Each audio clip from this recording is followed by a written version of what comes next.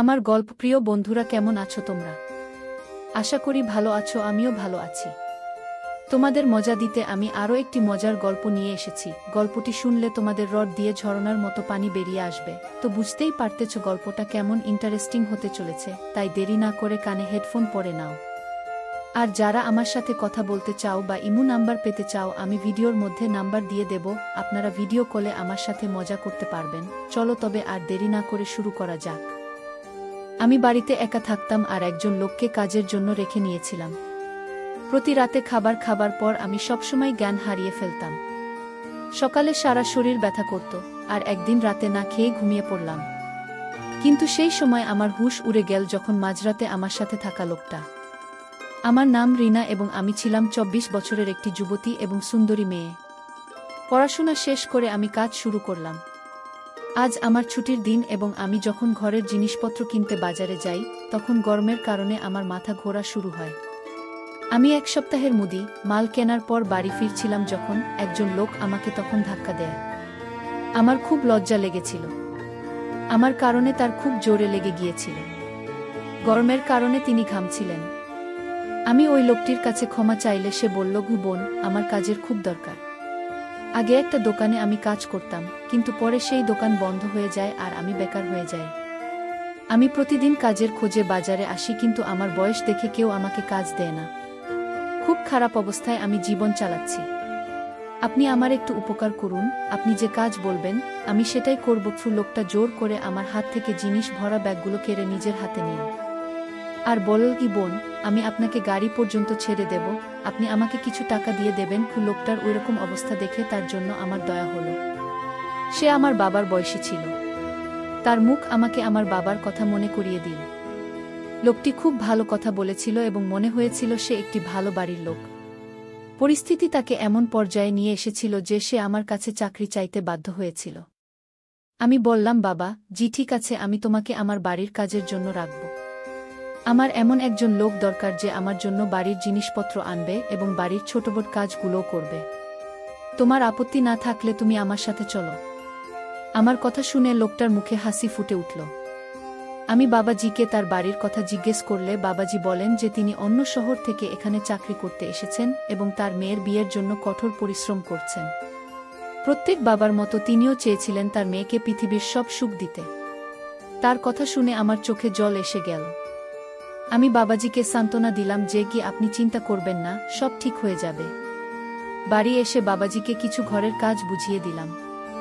আমি বাবাজিকে দিয়ে কিছু ঘর পরিষ্কারের কাজ ও করাতে চেয়েছিলাম। আমার ঘর খুব নোংরা হতো না, কিন্তু পরিষ্কার করার সময় আমার থাকতো না। বাবাজি আমাকে বলেছিলেন যে তিনি খুব ভালো খাবার ও রান্না করতে জানেন এবং তিনি নিজে থেকেই আমার জন্য খাবার তৈরি করবেন বলে জানালেন। আমি নিজে একটা চাকরি করা মহিলা ছিলাম, তাই আমি বাবাজিকে বলেছিলাম যে কি এখন থেকে আপনি বাড়ির সমস্ত দায়িত্ব পালন করুন, কি আমি আপনাকে খুব ভালো বেতন দেব। আমার কাছে টাকা পয়সার অভাব ছিল না, কিন্তু আমি একাকী জীবন যাপন করছিলাম এবং আমি চাকরির পাশাপাশি ঘর দেখাশোনা করতে করতে খুব ক্লান্ত হয়ে পড়তাম। সেই কারণেই আমি বাবাজিকে খুশি মনেই রেখে নিয়েছিলাম, কারণ তিনি আমার তাকে খুব ভালো মানুষ বলে মনে হয়েছিল। বাড়িতে তখন একটা ঘর দিয়ে দিলাম বাবাজিকে। এত বড় বাড়িতে আমি একা থাকতাম। অনেক বছর আগে আমি আমার বাবা মাকে ছেড়ে আলাদা হয়ে যাই। ঘরের চার দেয়াল আর আচার অনুষ্ঠান আমার একদম ভালো লাগতো না। আমার বাবা আমাকে অনেক পড়াশোনা করিয়েছিলেন, কিন্তু তিনি আমার চাকরির বিরুদ্ধে ছিলেন এবং চেয়েছিলেন যে আমি পড়াশোনা শেষ করার সাথে সাথে তার ভাগ্নিকে বিয়ে করি।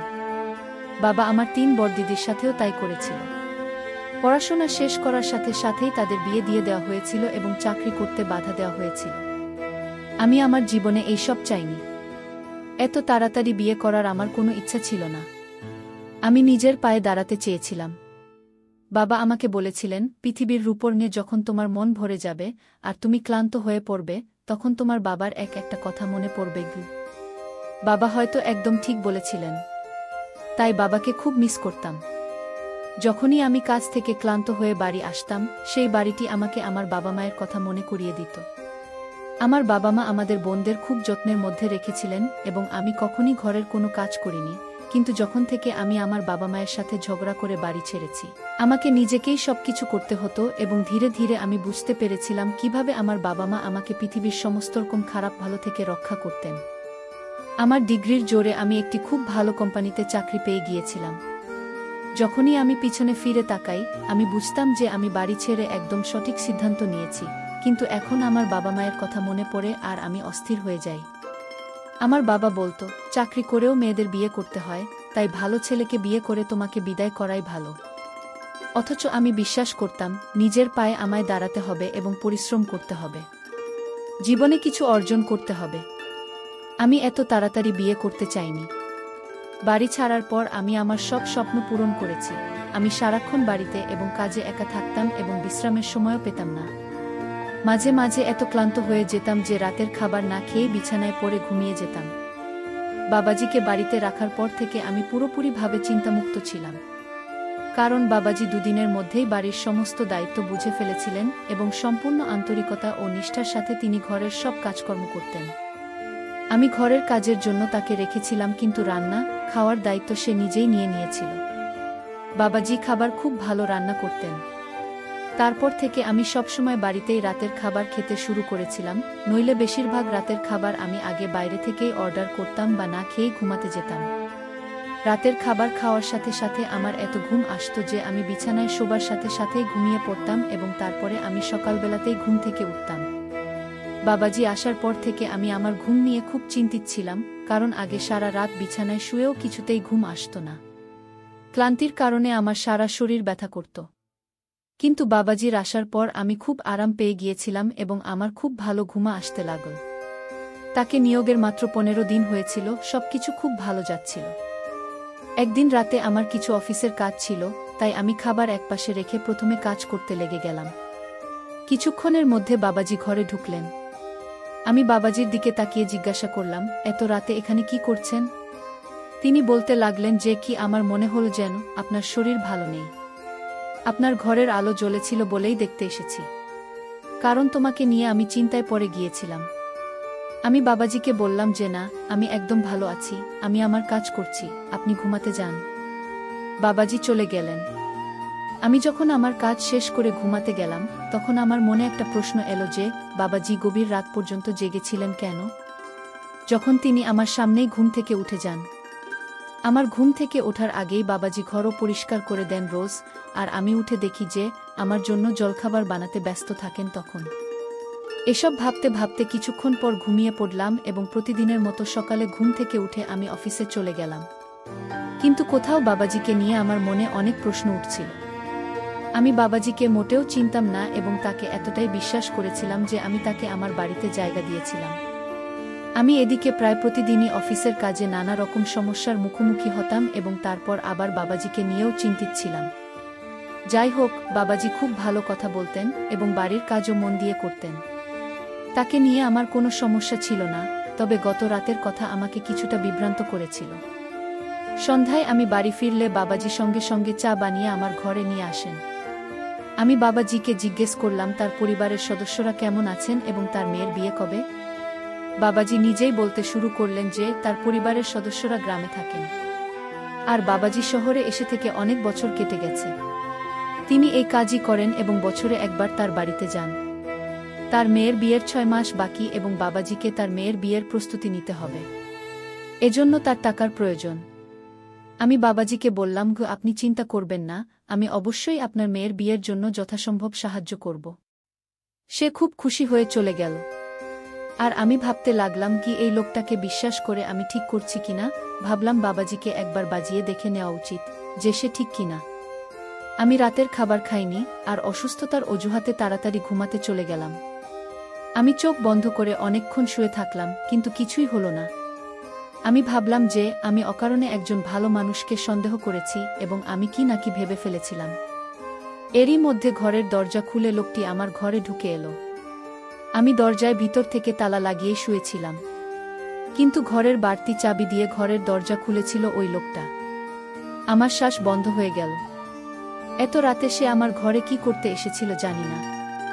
আমাকে ঘুমোতে দেখে সে ঘর থেকে বের হয়ে গেলে আমি যেন প্রাণ ফিরে এলাম। উফ, কিন্তু এমন সময় আমার পায়ের নিচ থেকে মাটি সরে গেল যখন অমুক লোক ওই লোকটির পিছনে ঘরে এলো, যাকে আমি খুব ভালো করেই চিনতাম, এবং আমি বিশ্বাস করতে পারছিলাম না যে সেই মানুষটি মাঝরাতেও আমার বাড়িতে থাকতে পারে। লোকটা আমার বিছানার কাছে এসে আমার পাশে বসল।